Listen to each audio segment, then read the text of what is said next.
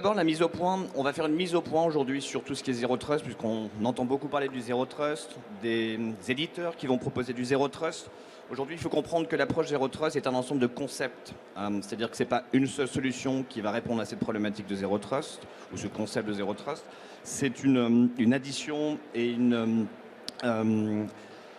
plusieurs éléments qui vont justement réussir à répondre à ce concept. Tout d'abord, le Zero Trust ou le Zero Trust Network Architecture assume que tout le trafic à l'intérieur, mais aussi à l'extérieur, est hostile. Et c'est vraiment une chose la plus importante à comprendre aujourd'hui, c'est qu'on ne fait pas seulement confiance à ce qui est externe, pardon, à ce qui est interne, mais il faut surtout ne pas faire confiance à quoi que ce soit. Appliquer le principe de moins de privilèges, qui est aussi une chose, et la chose fondamentale aussi dans cet ensemble de concepts aujourd'hui du Zero Trust. Traiter tous les flux comme sont traités les flux provenant d'Internet, c'est-à-dire que tous les flux internes doivent être traités comme les flux externes, c'est-à-dire ne pas leur faire confiance. Partir du principe que tous les systèmes connectés peuvent avoir des vulnérabilités ne sont pas patchées, des vulnérabilités 0D, et aussi que l'authentification forte est nécessaire pour tous les utilisateurs, les appareils, les applications, les serveurs. L'implémentation justement du Zero Trust nécessite des identités numériques et c'est aujourd'hui un des points qu'on va aborder ensemble, c'est que la PKI ou l'ICP en français, Public Infrastructure, est aujourd'hui un élément fondamental et une base, une fondation pour justement appliquer cet ensemble de concepts de Zero Trust. Le Zero Trust signifie que les entreprises ne doivent pas automatiquement faire confiance à tout ce qui est dedans et dehors du réseau, y compris les humains. Gartner a dit, et je vais essayer de l'expliquer aujourd'hui en français, c'est « In a world of cloud-based users and devices accessing public cloud-based services, the relevance of the legacy enterprise perimeter declines ». C'est-à-dire que tout ce qu'on pouvait avoir appliqué dans les années, il y a 10 ans, il y a 15 ans, il y a 20 ans, aujourd'hui, tous ces fondamentaux sont en train de décliner. On l'a vu avec plusieurs attaques, les attaques par ransomware, on parle de l'attaque par ransomware justement pipeline aux États-Unis, tout le monde s'en souvient. C'est-à-dire que si on avait mis en place cette authentification forte, cette identité digitale au niveau du pipeline, en tout cas de l'informatique autour de cette société, on aurait pu en tout cas mitiguer ou limiter ces attaques à ransomware. Il y en a d'autres, il y a SolarWinds, FireEye, qui discutaient qu'aujourd'hui, ils pensaient être hacker-proof et que grosso modo, une application avec une vulnérabilité avait permis justement cette pénétration au sein du système de FireEye. Donc on rencontre aujourd'hui énormément de vulnérabilités. Je reparlais sur le slide précédent de tout ce qui était pas patché, des vulnérabilités 0D. On en a entendu plus récemment parler également autour de ce qui était Exchange ou des solutions d'Exchange. Il est important aujourd'hui de ne plus faire confiance à qui que ce soit et à qui que ce soit ou quoi que ce soit. Le principe de moins de privilèges. Excusez-moi, je fais signe, autorise un minimum d'accès pour l'exécution des commandes, ce qui va justement être appliqué aujourd'hui aux interactions entre serveurs et également de l'utilisateur à l'application. Et pourquoi? Puisque ça va justement rendre la vie difficile, ou la vie beaucoup plus difficile aux attaquants. On n'est pas en train de dire aujourd'hui qu'on va être hacker-proof ou qu'on va être justement imperméable à tout ce qui est attaque. On est aujourd'hui ici pour discuter et voir comment on peut rendre la vie des attaquants beaucoup plus difficile. Et c'est justement en appliquant ce concept ou cet ensemble de concepts de Zero Trust qu'on va pouvoir rendre leur vie beaucoup plus difficile. Et pourquoi? Parce que justement, ce sont ces attaques, ça empêche la propagation des malwares, puisqu'on vient authentifier un humain à une machine, ou une machine à une machine, ou une machine à une application. Et on vient aussi, surtout, rationaliser et simplifier les conformités et les audits au sein de votre SI. L'authentification forte entre toutes les entités. On peut aujourd'hui avoir ce qu'on appelle du OTP, One Time Password. L'intérêt justement de baser tout ce qui est authentification des humains, mais aussi des machines, ou ce qu'on peut dire sans tête, sans cerveau, c'est justement de pouvoir appliquer la PKI dans ces deux cas de figure. C'est-à-dire l'humain, puisqu'on est aujourd'hui capable de couvrir et vraiment couvrir ce concept de passwordless, qui va rendre la vie des utilisateurs beaucoup plus simple. Vous oubliez tout ce qui est mot de passe, puisque le mot de passe aujourd'hui, on va pouvoir avoir des pertes de mots de passe, les mots de passe vont pouvoir être craqués.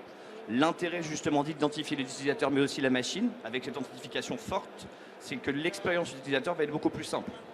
Combien d'entre nous aujourd'hui ont dû taper un mot de passe ou ont reçu un coup de fil de Microsoft Office pour pouvoir se loguer, en tout cas pour pouvoir s'authentifier? L'intérêt du certificat, que ce soit pour l'humain mais aussi pour la machine, mais surtout pour l'humain, c'est qu'aujourd'hui tout ça se fera sans aucune intervention et de façon complètement transparente pour l'utilisateur. Et encore une fois, c'est la base, c'est la PKI.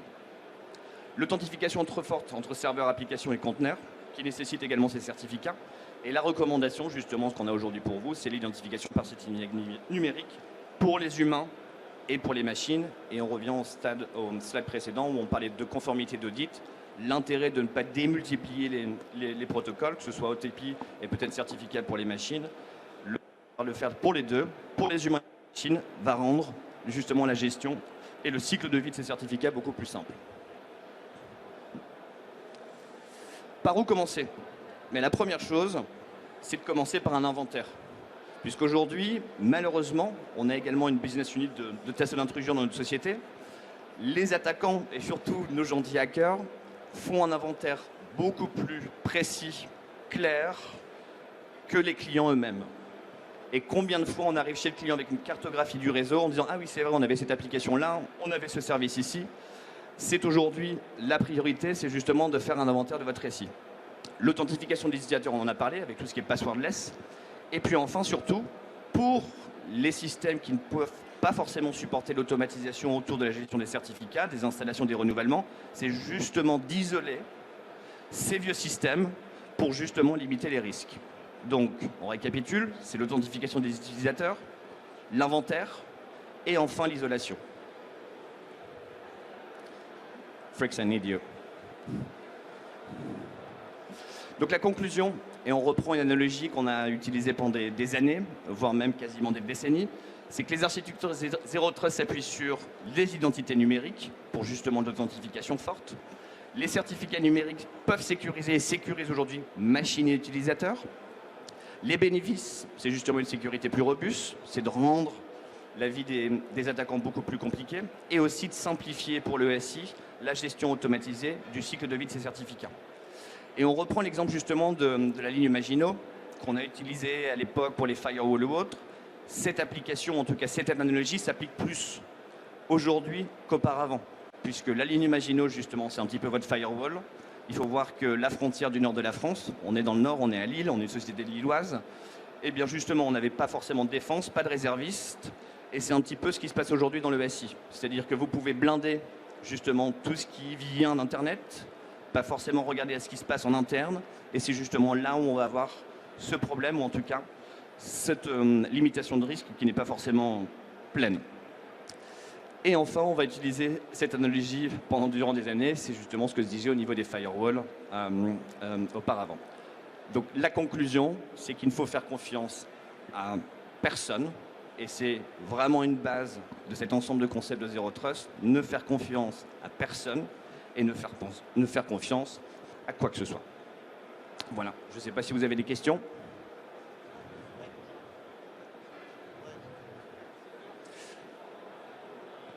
Merci à tous.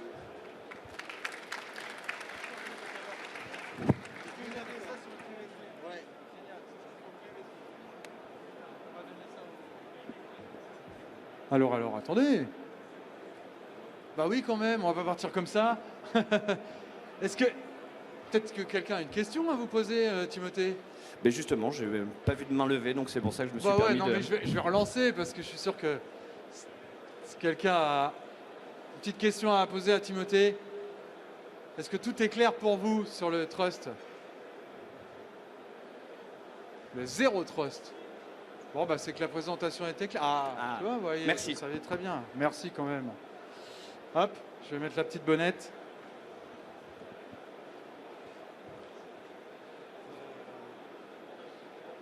Il y a le prochain qui arrive, il est là.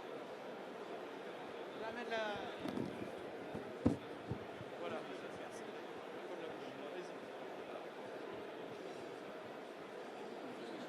Je sais pas si... Parce qu'il y a aussi une question. Je vais vous laisser poser la question au speaker. Bonjour, merci monsieur. pour la présentation. Moi j'ai juste une petite question sur donc ce que je comprends finalement on déporte les problématiques de sécurité, on les centralise sur la PKI qui va gérer les identités avec les certificats, etc. Maintenant, la question que je me pose, c'est comment vous garantissez que cette PKI-là, elle ne pose pas un problème? Parce qu'on a vu déjà, avec des affaires Oui, qui ne sont pas toutes bien jeunes, sûr. hein, je ne sais pas, DigiNotar, Conodo, etc., que tout centraliser sur une autorité de certification, aussi solide soit-elle, quand le bastion il tombe, tout... Tout tombe, on est d'accord. Alors là aujourd'hui sur la partie PKI, on partait principalement de tout ce qui était PKI privé, c'est-à-dire des certificats qui n'étaient pas des certificats trustés, donc qui étaient signés d'une autorité de certification publique, qui étaient dans votre magasin de certificats. Et les moyens modernes, c'est-à-dire qu'on parle de la PKI il y a 10 ans ou il y a peut-être même il y a encore 5 ans, c'est-à-dire qu'on avait encore de grandes problématiques d'automatisation. C'est pour ça que les entreprises n'utilisent pas encore toutes, encore très peu aujourd'hui, qui utilisent le certificat comme base d'identification pour de l'identification forte au niveau de l'utilisateur, mais aussi de la machine, et que les protocoles beaucoup plus modernes nous permettent d'automatiser 100% du cycle des certificats. Donc pour répondre à votre question, on parle plutôt de PKI privé, qui n'est pas justement un route trusté, mais on est capable aujourd'hui de le faire sur du privé, mais également sur du public. On a plusieurs protocoles. On va parler du protocole ACME, qui est un petit peu le futur sur la gestion des certificats TLS, que ce soit public mais aussi privé. On va parler des protocoles type SCEP, l'EST, si vous voulez pousser du certificat, renouveler du certificat par exemple sur des routeurs Wi-Fi. On va parler aujourd'hui des outils DevOps, qui vont nous permettre également aujourd'hui d'automatiser et puis de rationaliser, de simplifier tous ces certificats. Et on a aussi, autour de l'utilisation du client final, ce qu'on appelle de l'approche justement zéro touch. Zéro touch pour l'utilisateur final, c'est-à-dire qu'on n'a pas besoin d'être 50, 150 ou 200 personnes pour pouvoir justement faire ça manuellement. Même bien dans une entreprise de 5, 10, 15 000 personnes, 100% de la gestion et du renouvellement ou de la révocation du certificat va être automatisé. Et il n'y aura plus aucune intervention, il n'y a plus, parce qu'on ne parle pas du futur, mais on parle du présent, il n'y a plus d'intervention de l'utilisateur final pour la gestion de ce certificat, y compris par exemple pour du consultant. C'est-à-dire qu'aujourd'hui on est capable d'authentifier sans mot de passe et de façon forte des consultants qui peuvent venir temporairement justement en mission au sein de votre SI. Et on va pouvoir leur déployer, leur renouveler, leur révoquer le certificat et puis éviter justement et s'assurer par exemple que le certificat est stocké sur du TPM, sur du Trusted Platform Module, et éviter que l'utilisateur ou le consultant l'exporte pour l'utiliser sur son ordinateur personnel. Donc tout ça, tous ces mécanismes, on parle plutôt de PKI privé, mais tous ces mécanismes de gestion des certificats vont être 100% automatisés. Je crois qu'il y avait une seconde question, monsieur. J'attends monsieur le speaker, mais je vais vous passer le micro.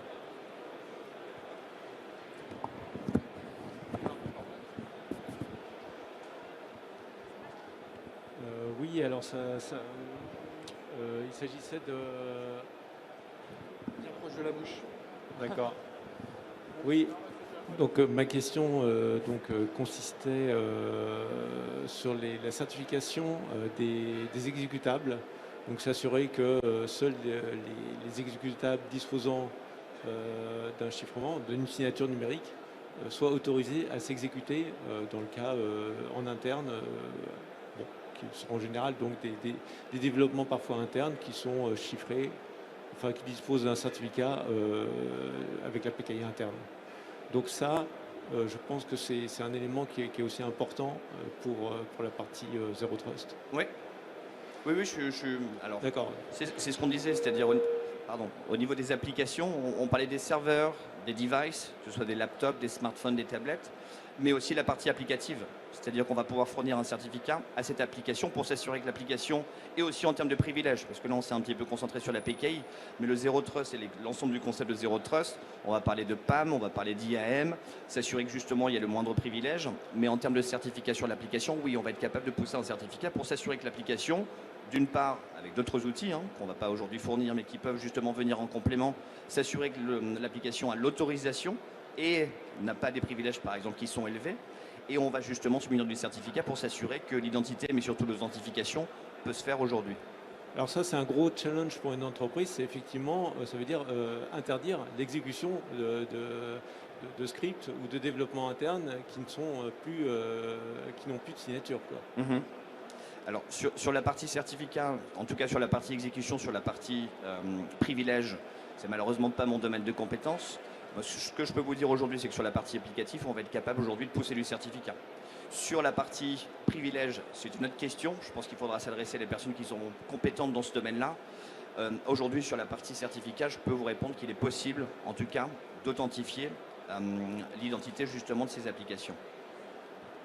Désolé pas de répondre à moitié à votre question, mais sur la partie certificat, oui, c'est tout à fait possible aujourd'hui. Bien, ben voilà, merci Timothée. Merci à vous.